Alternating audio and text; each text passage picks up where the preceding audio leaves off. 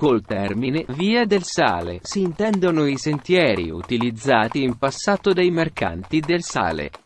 Ne esistono di diverse situate in Liguria, Piemonte, Lombardia ed Emilia.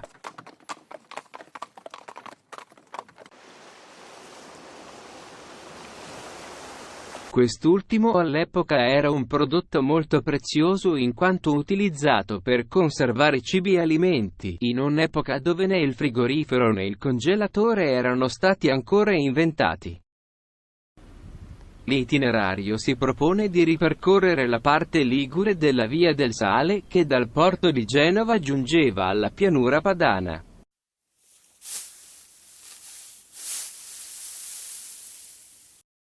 Individuando il tracciato originale nei documenti storici e nelle testimonianze dei luoghi. Le vie e la piazza non erano percorribili in carrozza, tanto che all'inizio della via al Ponte Reale si trova una lapide con questa iscrizione: è vietato il passaggio delle carrozze e carri nella strada degli Orefici e piazza Banchi. Un'altra traccia la si può trovare in Vico Pinelli, dove il selciato è ancora usurato dal passaggio delle ruote dei carri.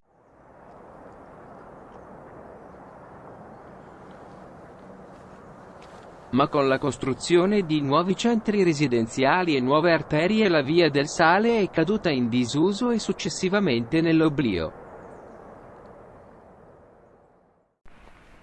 La prima tappa prevede il percorso cittadino dal Molo a Righi.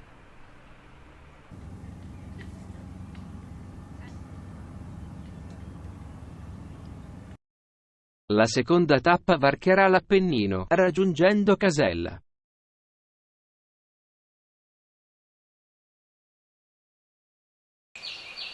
La terza tappa prevede il passaggio per Crocefieschi e l'arrivo alla conca del Bobbia, ultima valle ligure prima che la strada sconfini in Piemonte.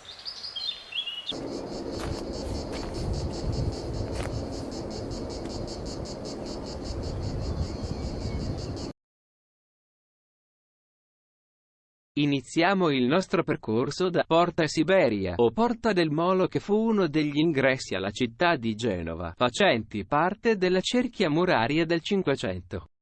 L'origine del nome farebbe pensare al freddo inverno russo, in realtà Siberia è una storpiatura della parola Cibaria, poiché attraverso questo varco transitavano le derrate alimentari che giungevano via mare e quelle in partenza destinate ad altri porti del Mediterraneo.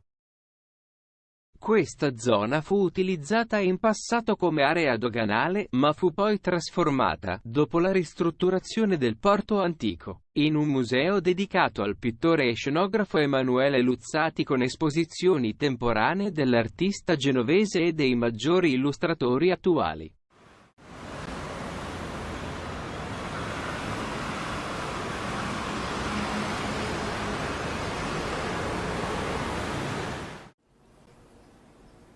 La zona ha un aspetto cinquecento-seicentesco e si può osservare la grande mole dei magazzini dove per 4 secoli venivano depositate le derrate alimentari provenienti da tutto il mondo.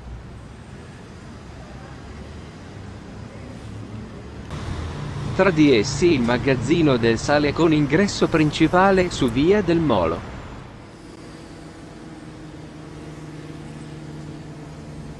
A sinistra la chiesa di San Marco col leone di Venezia, trofeo di guerra sottratto a Pola, che ricorda la vittoria dei genovesi sui veneziani del 1380.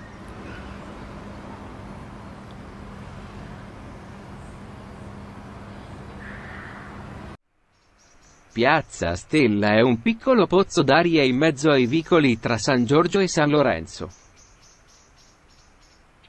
La Madonna di Piazza Stella veglia benevola sui passanti e su tutti coloro che attraversano queste strade antiche. Ai piedi di lei qualcuno ha posto candidi fiori. Rappresentano un affettuoso tributo alla Madre di Dio e forse anche all'amore che i genovesi nutrono per le belle edicole poste nella città vecchia. Il nome di Vico del Sale deriva dall'esistenza di negozi di sale. All'epoca della Repubblica, nei magistrati di San Giorgio, c'era un ufficio di 8 membri, che si occupava del commercio del sale.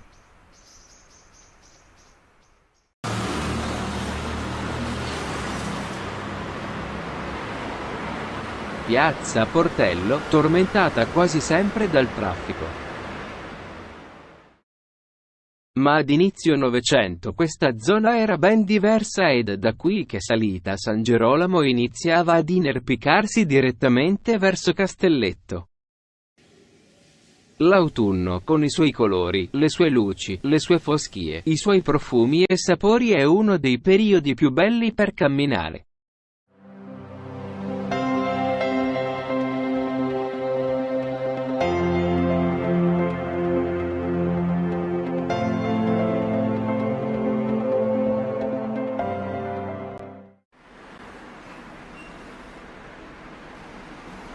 Spianata Castelletto può essere raggiunta anche in l'ascensore che sbarca direttamente in loco. Quando mi sarò deciso d'andarci, in paradiso ci andrò con l'ascensore di Castelletto, così recita la poesia di Giorgio Caproni incisa sulla pietra all'ingresso del tunnel. L'ascensore di Castelletto è un'opera a cui i genovesi sono molto legati. Galleria ed ascensore conservano tuttora il fascino Liberty del 1909, anno in cui l'intera opera venne ultimata ed inaugurata. Nel tratto finale della galleria che ci porta all'ascensore sono da osservare le piastrelle di inizio Novecento. Sono un esempio di pubblicità speciale, una pubblicità che è durata nel tempo al di là di ogni previsione.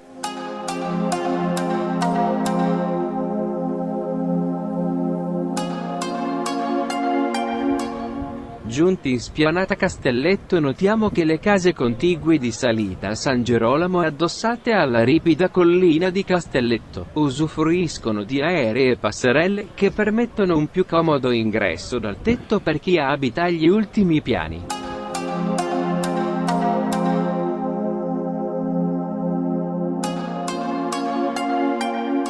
La vista che si gode da questo luogo è meravigliosa, Genova dall'alto è splendida. Soprattutto all'alba ed al tramonto.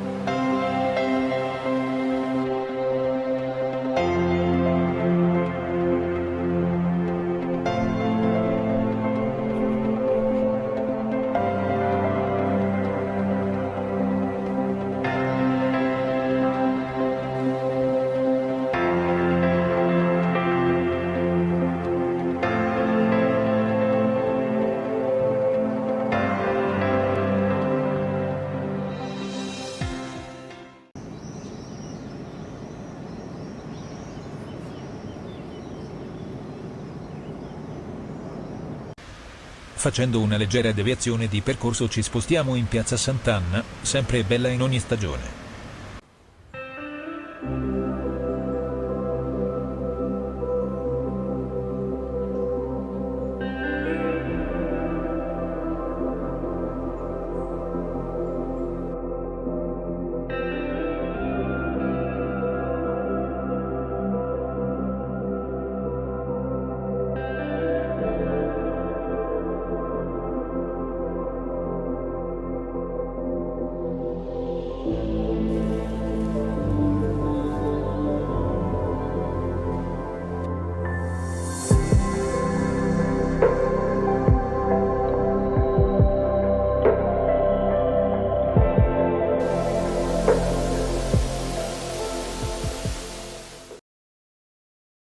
Proseguiamo il nostro percorso per le cross presumendo che tutte siano state utilizzate dai mercanti della Via del Sale, includendo Salita San Gerolamo inferiore e superiore, Salita Bachernia, Salita Acinelli, Salita Emanuele Cavallo, Salita San Rocchino ed altre ancora.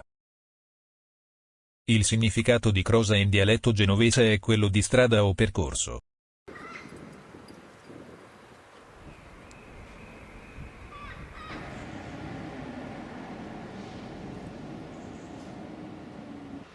In corso Armellini scorgiamo un altro tratto residuo dell'antico acquedotto. E la chiesa di San Bartolomeo degli Armeni risalente al 1308.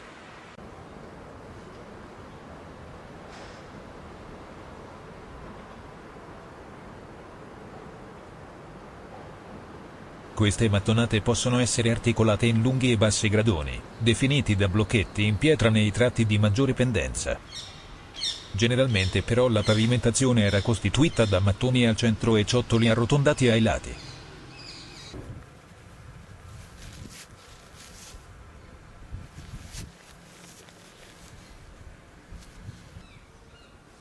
Ed è proprio salendo per queste ex mulattiere che ci si accorge della verticalità della città di Genova.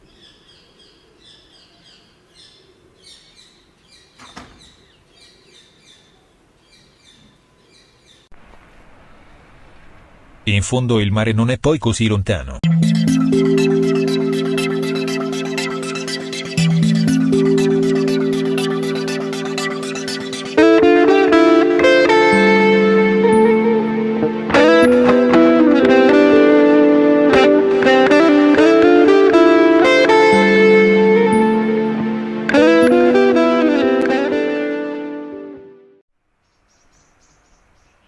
Il nostro percorso prosegue sempre in salita, giungiamo in vista del Parco delle Mura con i suoi forti.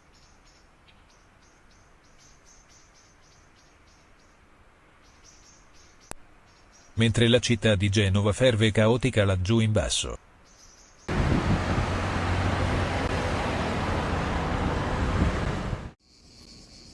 Genova è conosciuta dalla maggioranza come città di mare, in realtà è anche una città in cui si può andare per monti.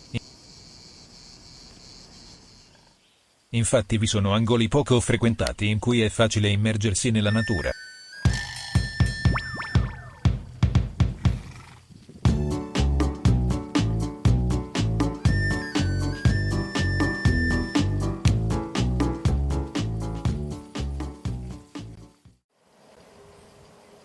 Da non dimenticare il collegamento con la ferrovia Genova-Casella, che connette il Parco delle Mura con il centro città. Lo storico impianto a scartamento ridotto della ferrovia si snoda lungo un affascinante e panoramicissimo percorso immerso nel verde. Salendo ancora arriviamo al Parco delle Mura, deve il suo nome alle mura nuove, erette nel 600 a maggior difesa della città e del suo bacino portuale.